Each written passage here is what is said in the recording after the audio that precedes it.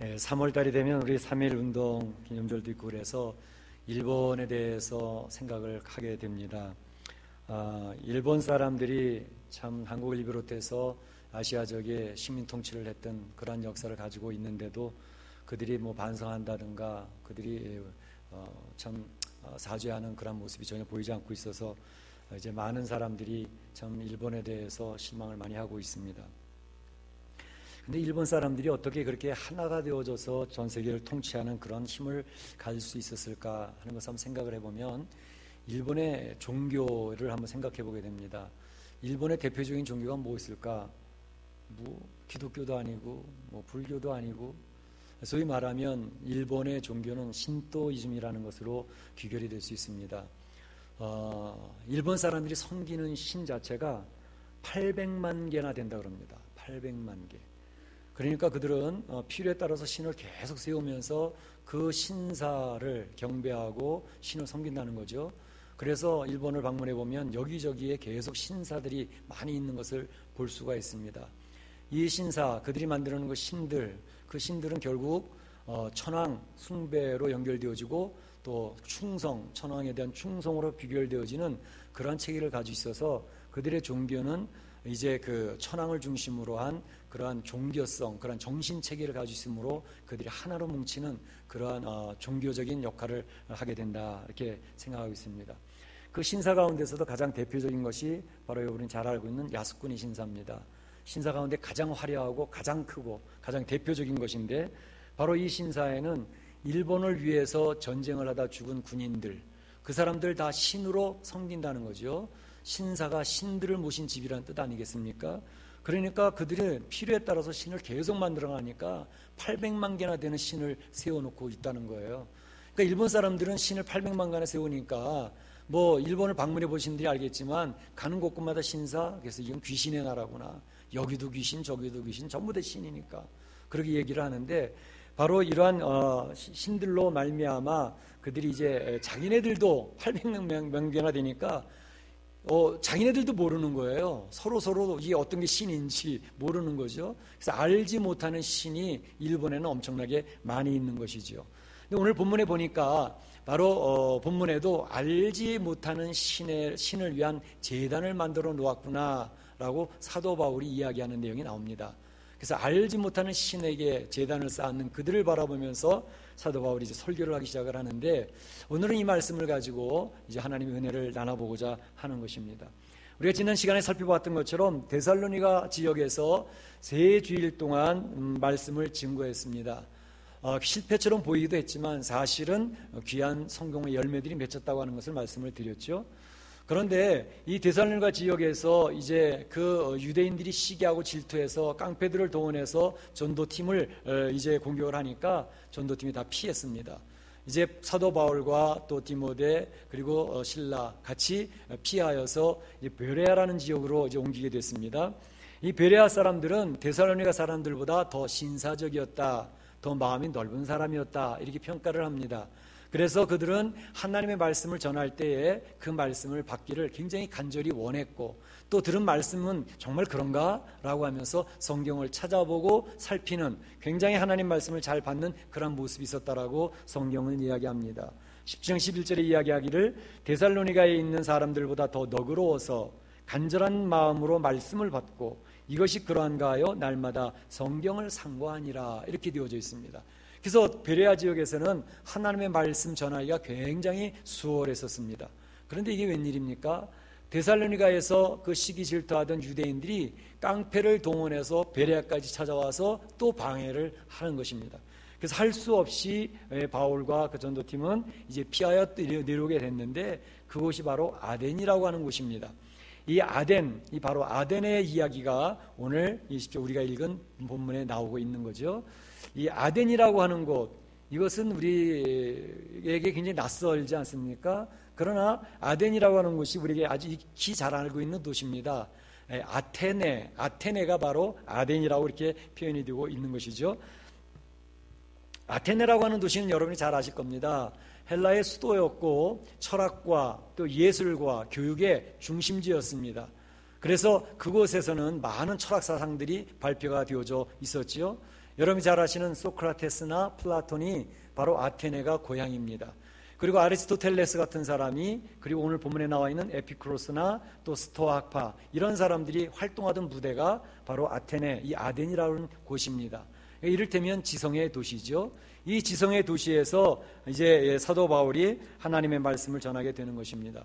이 당시에 아테네에는 두 가지의 사상, 큰 기둥이 있었는, 두 가지의 그 철학 사상이 있었는데, 오늘 본문에서 나와 있는 것처럼 에피쿠로스라고 하는 철학과 스토아 철학이라고 하는 두 가지 기둥이 그 당시에 주를 이루고 있었습니다.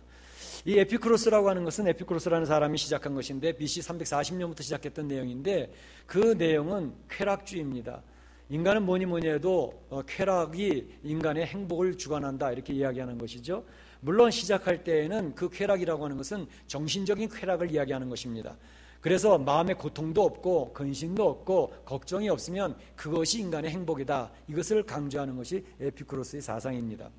그러나 사도 바울이 이제 활동하던 그 시대에는 많이 변질이 되어져서 그 정신적인 쾌락을 주기 하는 게 아니라 육체적이고 감각적인 쾌락으로 변질되어지는 그러한 모습을 보이고 있었습니다.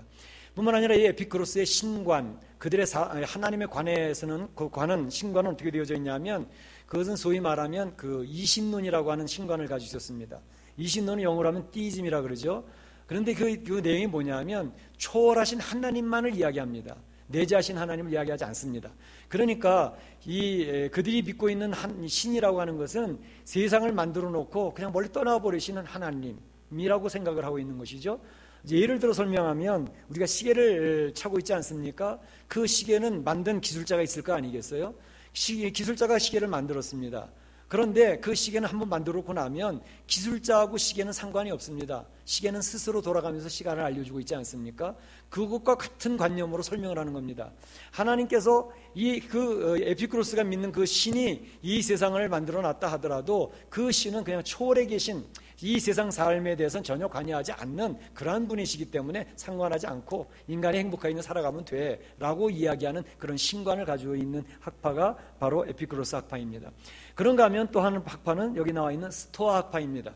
스토아 학파라고 하는 것은 당시에 많은 철학자들이 회당에 모여가지고 같이 철학적인 질문을 하기도 하고 토론을 하기도 하고 답을 내리기도 하고 때로는 그것을 모여서 재판도 하고 그랬는데, 바로 그 회당이라고 하는 말이 스토아라는 뜻입니다. 그래서 그 회당에 모여서 철학을 논의하고 사상을 논의하고 질문하고 답하고 하는 그런 일들을 했던 사람들이 스토아, 그것을 따라가던 사람들을 스토아 학파라고 합니다. 여러분이 잘 아는 세네카라든지 또 마르크스 아우렐리우스라든지 유로마 황제, 이런 사람들이 대표적인 인물입니다. 그런데 바로 이 스토아 학파는 자연신론을 가지고 있습니다. 이를테면 그들은 이 자연과 더불어서 살아서 자연과 조화를 이루며 살아야 행복하게 살 수 있다 하는 것을 주장하는 사람들입니다. 더 구체적으로 들어가면 하나님에 대한 신과는 그들은 범신론을 따라갑니다. 범신론이라고 하는 것은 팬티즘을 얘기하죠. 그러니까 이 사람들은 초월적인 하나님을 믿지 않습니다. 내재적인 하나님만을 인정을 합니다. 그러니까 모든 만물 가운데 하나님의 신이 깃들여져 있다, 이렇게 얘기하는 것을 이야기하는 것이죠. 그걸 내재적인 하나님, 그건 범신론입니다. 범신론의 가장 대표적인 것이 불교입니다. 그래서 그들은 바로 이 세상 자연 만물과 더불어서 조화를 잘 이루며 살면 인간이 행복하게 살 수 있다. 자기 안에 일어나는 욕망이라든지 또 이러한 것들을, 욕심이라든지 이런 것들을 잘 절제하며 살아야 된다. 그래서 금욕주의를 따라가는 그런 사상을 가지고 있습니다. 그러나 이 둘 다의 신관은 전혀 기독교에서 얘기하는 신관과 다르죠. 우리 하나님의 신관은 뭐죠? 하나님의 신관, 우리가 믿는 하나님은 이 세상을 만드신 신관, 그리고 또 이 세상 성도들에게 임재하신 하나님, 그래서 초월하신 하나님일 뿐만 아니라 성도들에게 내재하신 하나님, 두 가지를 다 이야기하는 것이 우리 기독교가 믿고 있는 신관입니다. 그런데 이러한 두 철학 사상이 아덴을 지배하고 있었는데, 그곳에서 바로 사도 바울이 예수 그리스도의 복음에 대해서 증거하기 시작을 하는 것이죠. 이 사도 바울은 그 당시에 최고의 학문을 했던 사람이기 때문에 철학자들과 이게 말이 맞았습니다. 그들을 설득할 수 있는 능력도 있었습니다. 그런데 사도 바울이 여기에서 이야기하는 것은 뭐냐면, 아덴에 들어와서 보니까 우상이 너무너무 많은 거죠. 그 우상 섬기는 것을 보면서 사도 바울이 막 분개하는 것입니다. 어떻게 이 지성의 도시에 이렇게 우상들이 많을까? 그것이 사도 바울을 아프게 했습니다.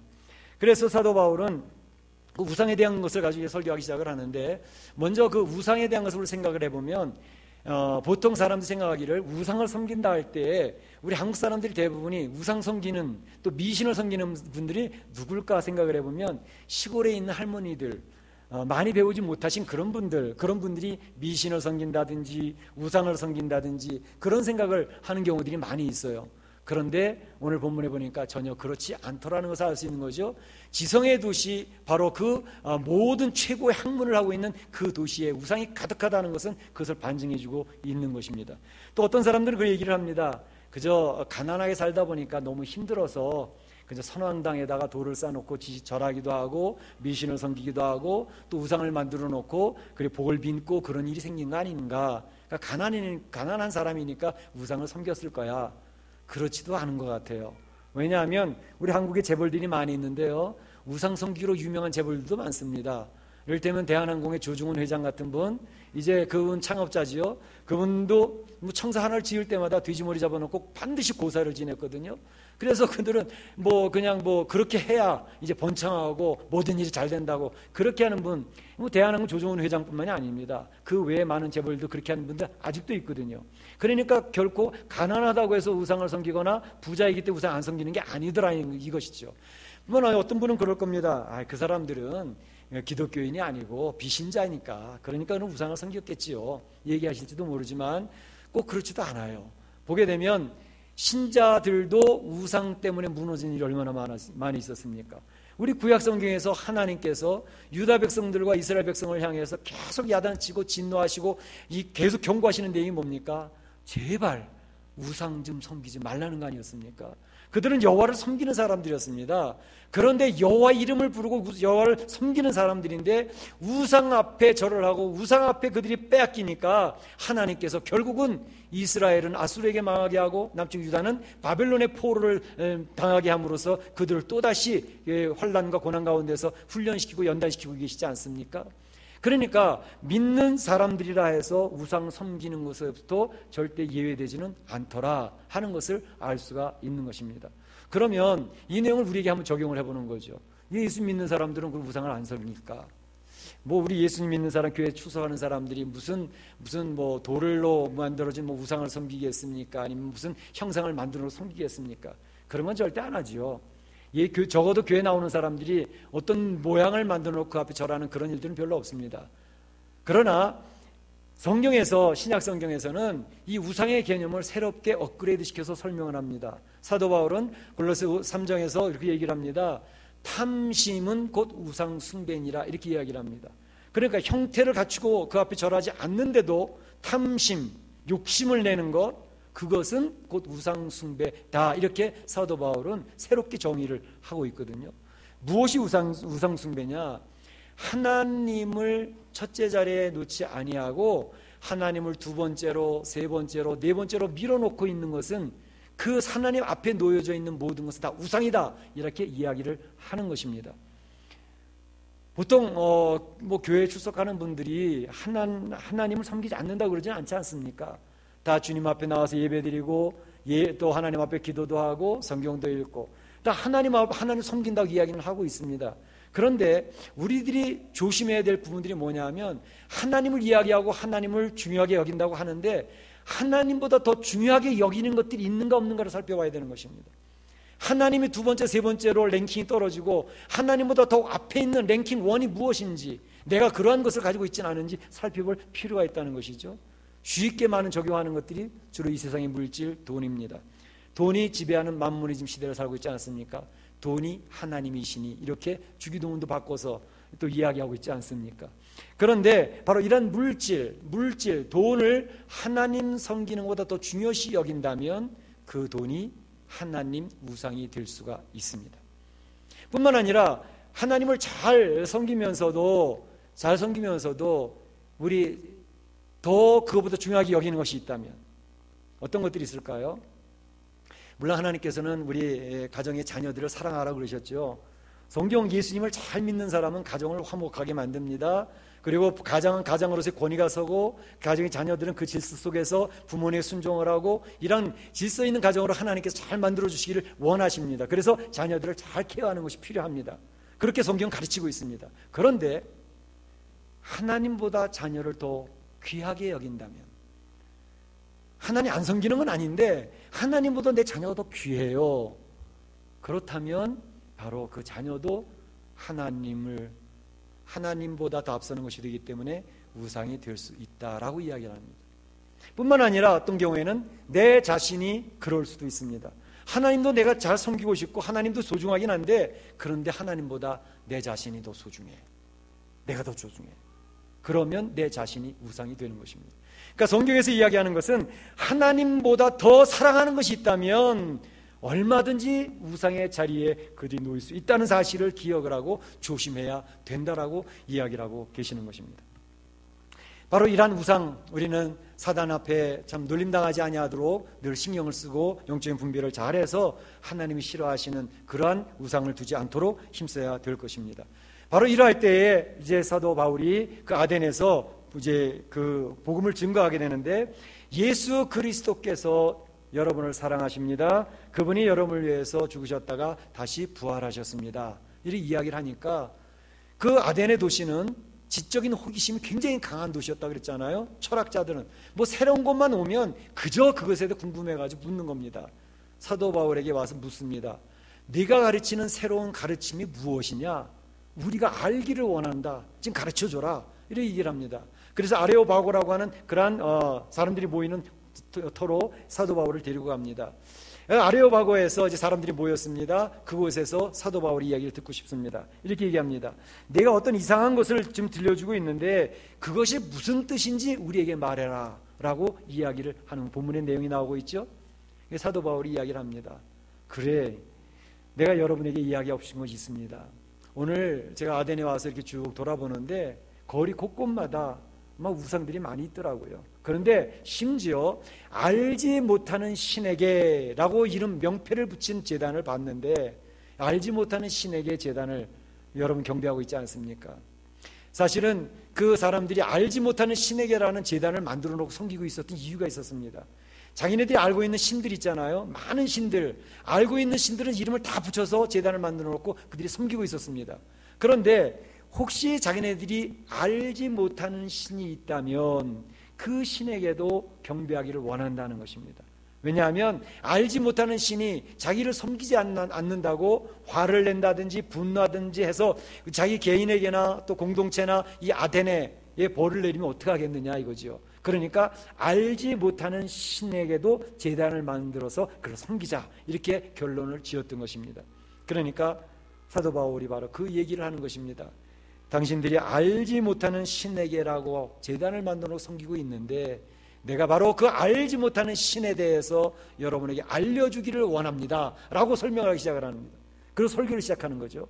왜 읽지는 않았지만 우리 읽었던 그 다음 절부터 사도 바울의 설교가 쭉 진행이 31절까지 되고 있습니다. 그 내용은 주로 이렇습니다. 바로 여러분이 알지 못하는 신이 있다. 당신들이 그걸 몰라서 좀 탈인데, 알지 못하는 신은 이 천지 만물을 지으신 분이시다. 천지 만물을 지으신 분이기 때문에 여러분을 만들어놓은 신전, 그런 전 안에 가두어질 수 있는 분이 아니다 라는 이야기를 합니다. 그리고 그분은 바로 우리에게 생명을 주시고 호흡을 주시고 만물을 주관하시는 하나님이 되시는 분이시다. 그렇기 때문에 여러분들이 금으로 또 은으로 돌에다가 새겨서 만들어놓은 우상으로 표현하는 그런 하나님이 아니시다라고 이야기를 합니다. 그 하나님은 사랑의 하나님이시고 이 만물을 주관하시는 하나님이시고 그 하나님은 생명을 귀하게 여기시는 하나님이시기 때문에 그 하나님을 믿고 여러분들이 복받기를 원한다. 그분은 십자가에 죽으셨다가 다시 부활하신 그 주님 예수님을 보내신 분이시다 라고 설명을 쭉 하고 있습니다. 생명을 사랑하신 하나님, 소중히 여기신 하나님. 지난 주간에 미국 전역에서 3월 3일부터 5일까지 3일간, 딱 3일간입니다. 다큐멘터리 1시간 25분짜리 다큐멘터리를 미국 영화 상영관에서 개봉관에서 쭉 개봉을 했습니다. 근데 그 주인공은 바로 한국 사람이었습니다. 주사랑 공동체라고 하는 교회의 이야기를 담아서 쭉 발표를 했는데, 그 내용 이종락 목사님이라고 하는 분의 이야기를 쭉 다큐멘터리로 적어서 했습니다. 그건 뭐냐면 그 영화 제목이 더 드랍박스입니다. 드랍박스, 그러니까 어떤 이렇게 드랍시켜 놓는 그런 통이라는 뜻입니다. 근데 그 내용이 뭐냐면 바로 이 이종락 목사님이 그 관악구 남곡동이라고 하는, 거기는 굉장히 가난한 사람들이 사는 동네죠, 남곡동이. 그런데 그곳에 교회를 하고 있는데, 그곳에다 이제 교회에다가 그 교회 벽에 한 붓을 뚫어가지고 이렇게 문을 하나 만들었습니다. 캐비넷 여는 것처럼 문을 만들어 놓고 그 안에는 아기를 넣을 수 있는 이렇게 침대처럼 간단하게 놓고, 그리고 불을 켜놨습니다. 누구든지 밤중에 와서 거기다 아기를 놓고 갈 수 있도록 만들어 놓습니다. 거기에 베이비 박스라고 써놨습니다. 아기를 놓을 수 있는 통. 그리고 거기에는 Jesus loves you, 예수님이 당신을 사랑하십니다, 이렇게 딱 써놨습니다. 근데 왜 일을 시작을 했느냐 하면, 어느 날 아기를 제 교회 앞에서 놓고 갔다는 거죠. 그 일을 보면서 이 아기가 그냥 놔두면 죽겠다 싶어서 그 아이를 받아들이자고 하면서 이제 그 일을 시작을 했는데, 2007년부터 시작했지만 정식으로는 2009년도 2월부터 시작을 해가지고 지금까지 이루고 있는데, 그때 이제 오는 아이들이 이 탯줄이 달려있는 애들, 그 아이들을 받아놓는 게 620명의 아기들이 그 베이비 박스를 통해서 생명을 살려낼 수 있었다라고 하는 것입니다. 주로 그 절에 갖다 놓는 것은 주로 20대 전후반의 미혼모 아이들입니다. 그 아이들이 생명 갖다 놓는데, 이제 갖다 놓을 데가 없으면 쓰레기통에 버려서 죽이기도 하고, 화장실에 버리고 가기도 하고, 그냥 강가에 갖다 버리기도 하고, 그래서 많은 아이들이 생명이 죽어가는데, 그 베이비 박스라고 하는 것이 알려지면서 이제 버리기를 싫어하고 하는 아이들은 그 통에다 갖다 놓고 아기를 놓고 가는 거죠. 그래서 그 아이들이 살아나기 시작을 했는데, 바로 그것은 이제 입양 특례법이라는 게 2012년에 다시 이제 제정이 되면서 더 심해졌다 그럽니다. 그 이전까지는 미혼모들이 아기를 낳으면 주변에 있는 아기 없는 집에서 이렇게 입양시켜 와서 기우기도 했는데, 그때 어떤 일이 벌어졌냐 하면, 입양해 간 어떤 집에서 아기를 데려다가 자기가 잘 키우겠다고 데려다가 아기를 잘 키우는 게 아니라 때리고 학대하고 식모처럼 부리고 막 그러는 일들이 벌어지니까, 법으로 그것을 금지하기 위해서 입양할 수 있는 자격이 될 만한 부모인가 아닌가를 이제 하기 시작을 하면서 제대로 정립을 하고, 근데 문제는 그 아기의 출생에 대해서 이제 서류로 다큐멘터리를 만들어 놓기 시작을 하니까 증빙 서류를 만들어야 되는데, 이 아이의 아빠는 누구며 엄마는 누구며 언제 출생했으며 어디서 났으며 이런 것들을 자세히 써야 되니까, 미혼모 아이들이 그 자기의 출신이나 이런 것들이 드러나기 싫어하니까 그냥 버려 죽인다는 거예요. 그래서 많은 아이가 막 죽어가니까, 바로 그 목사님이 그걸 해서는 안 되겠다 해서 이제 베이비 박스라고 하는 걸 만들어 놓고 아이를 받기 시작했는데 620명 지금까지 그리 되어지고 있다고 합니다. 그 내용을 다큐멘터리를 만들어 가지고 미국 전역에서 이제 방영을 한 것입니다. 지난주 한 3일 동안. 그런데 바로 거기에서 이 목사님이 이야기하는 것은 뭐냐면, 버려진 아이들, 장애 아이들도 하나님이 사랑하는 생명입니다. 예수님은 더욱더 그 어린 생명들을 귀하게 여기시고 사랑합니다. 이 생명들은 쓸데없어서 온 생명이 아니라 하나님의 영광을 드러내기 위해서 온 생명들이니 교회에서 보살펴야죠. 하나님의 관점으로 그 어린아이들을 보게 되니까, 그 바로 예수 그리스도의 사랑이 그에 덧입혀져서 그 예수 그리스도의 사랑을 증거하는 그러한 박스가 되어졌다는 것을 증명합니다. 바로 하나님은 이 세상에 버려진 심령들을 얼마나 안타까움으로 찾아오시는지 모릅니다. 이 세상에 많은 사람들이 왜 자살합니까? 나는 버려진 생명이라고 생각을 하기 때문에, 나는 모든 사람들 앞에 더 이상 필요한 가치가 없는 생명이라고 생각하니까 자기 생명을 끄고 자살하지 않습니까? 이 세상에는 필요치 않은 생명은 하나도 없다는 사실을 하나님은 증명하고 계십니다. 그렇기 때문에 생명을 귀하게 여기시는 하나님, 그 하나님에 대해서 설명하고 있는 것을 볼 수가 있었습니다. 예수 사도 바울은 바로 아덴에서 그 생명의 하나님, 생명을 주신 하나님, 그 하나님에 대해서 설명을 하고 있었습니다. 그래서 그걸 위해서 예수님이 십자가에 돌아가시고 다시 부활하셨다는 사실을 설명하게 되어진 것이죠. 그런데 이 복음을 받아들이는 그 아덴의 아레오교의 청중의 반응은 세 가지로 갈라졌습니다. 첫째는 농담으로 여겼던 사람이 있습니다. 두 번째는 다시 한번 들어보자는 사람이 있었습니다. 세 번째로는 즉시 그 예수님 보고 받아들였던 사람이 있습니다. 농담으로 여겼던 사람들은 얘기합니다. 야, 죽은 사람이 어떻게 다시 살아나냐, 웃기는 소리 좀 하지 말어. 그리고 조롱했다고 나와 있습니다. 예수님의 부활을 조롱하고 그렇게 되어 있습니다. 예수님의 말씀, 하나님의 말씀을 조롱을 할 때, 받아들이지 않을 때 그들이 어떻게 되겠습니까? 창세기 19장 14절에 롯이 소돔과 고모라의 멸망을 예언하면서 그 사위들을 불러서 얘기합니다. 천사가 와서 알려주었다. 이 소돔성은 죄악으로 말미암아 멸망한다 하더라. 일어나서 빨리 떠나라 이야기했지만, 그 롯의 사위 둘은 그 말씀을 농담으로 여겼더라 했습니다. 소돔성의 유황불과 함께 그들은 멸망하고 말았습니다. 예수님께서 이 땅에 재림하신다고 하는 사실을 계속 외치고 있습니다. 교회를 통하여 그들이 주님의 귀한 사랑을 받고 이제 이 하나님의 사람 세워져야 된다고 이야기를 하고 있지만 어떤 사람들은 여전히 농담으로 여깁니다. 예수님 오신다고 그런 게 언젠데 웃기는 소리 하지 마. 농담으로 여기는 사람들의 끝은 너무나도 비참합니다. 그런가 하면 거기에서 또 다음에 와서 한번 들어보겠다 그러는 사람들이 있었습니다. 차차 들어보자라는 얘기입니다. 사단이 쓰는 방식 가운데 가장 성공적인 전략이 바로 차차 전략입니다. 지금 말고 다음에. 예수님 지금 믿으셔야 되는데요. 아니, 내가 예수님 잘 얘기 들었다고. 다음에 믿을게요. 차차 믿을 겁니다. 자, 하나님의 말씀을 읽으셔야 됩니다. 성경 말씀 중요한지는 아는데 내가 앞으로 읽을 거예요. 차차 읽어볼게요. 기도하셔야 됩니다. 기도가 중요한지는 아는데 지금 제가 너무 바빠서 기도 차차 할게요. 봉사도 교회에서 하셔야 됩니다. 봉사도 제가 꼭 하려고 그러는데요. 지금은 말고요. 차차 할게요. 전도도 하셔야 되는데요. 전도도 제가 해야 되는 거 알고 있는데요. 차차 할게요. 차차 하다 결국은 못했습니다. 그리고 끝납니다. 그것이 인생입니다. 바로 이 마귀가 사용하는 가장 좋은 전략이 차차였습니다. 성도들이 신앙생활이 바로 서지 못하도록 하는 그런 미혹하는 방법 중에 하나였습니다. 세 번째로는 하나님 말씀을 즉시 받아들이는 사람이 있었습니다. 본문에 나와 있는 이제 우리 읽지는 않았지만 끝에 보게 되면 디오누시오라고 하는 아레오바고 관원이었습니다. 아마 이 사람은 그 12명의 재판관이 있는데 그 재판관 중에 한 명이었을 것으로 보고 있습니다. 이 사람은 예수 그리스도의 십자가의 죽으심과 부활을 즉시 받아들였습니다. 알려지는 말에 의하면 그는 AD 95년에 바로 예수님 믿기 때문에 순교하는 사람이 되어졌다고 기록이 되어 있습니다. 그런가 하면 또 여인 한 명, 다말이라고 하는 여인이 있는데 이 사람도 예수님을 그 자리에서 직접 받아들였습니다. 그리고 또 다른 사람 바로 예수 그리스도에 대한 주의 복음이 선포되었을 때 그것을 받아들이는 사람, 차차 미루는 사람, 또 조롱하는 사람, 이 세 종류의 청중들의 반응이 있었다는 것을 성경은 이야기하고 있습니다.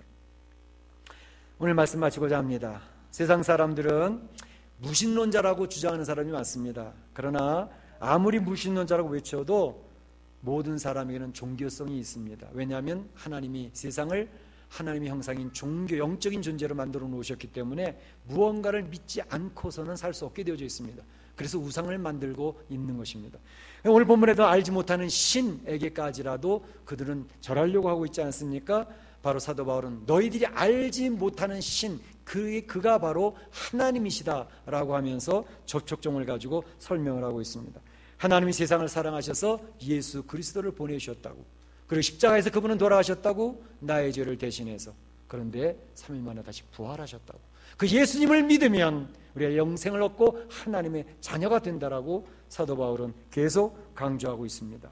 그러나 오늘도 이와 똑같은 메시지가 전해지고 있는데 세상 사람들은 세 가지 반응을 합니다. 어떤 사람들은 웃기지 마시오, 조롱하고 있습니다. 어떤 사람은 나중에 차차 믿겠다고 그럽니다. 어떤 사람은 그 말씀을 받는 즉시 그 예수님을 믿겠다고, 그분을 나의 주님으로 영접하겠다고 합니다. 그리고 하나님의 자녀가 되어집니다. 오늘 이 시간 사랑하는 성도들에게 권합니다. 예수 그리스도는 여러분의 주인이 되십니다. 그분은 여러분의 문제를 해결하실 수 있는 분이십니다. 그 예수님을 여러분이 영접하시기를 원합니다. 하나님의 자녀가 되셔서 우리 인생의 모든 문제, 해결할 수 없는 모든 문제가 예수님 안에서, 전능하신 하나님 안에서는 해결이 되어집니다. 그래서 주님 안에서 이런 모든 문제를 해결받고 우리 사랑하는 성도들이 행복한 성도로서 승리하는 성도가 되시기를 주의 이름으로 축복합니다. 주님의 이름으로 축원합니다. 시간 다 같이 한 목소리 기도하기를 원합니다.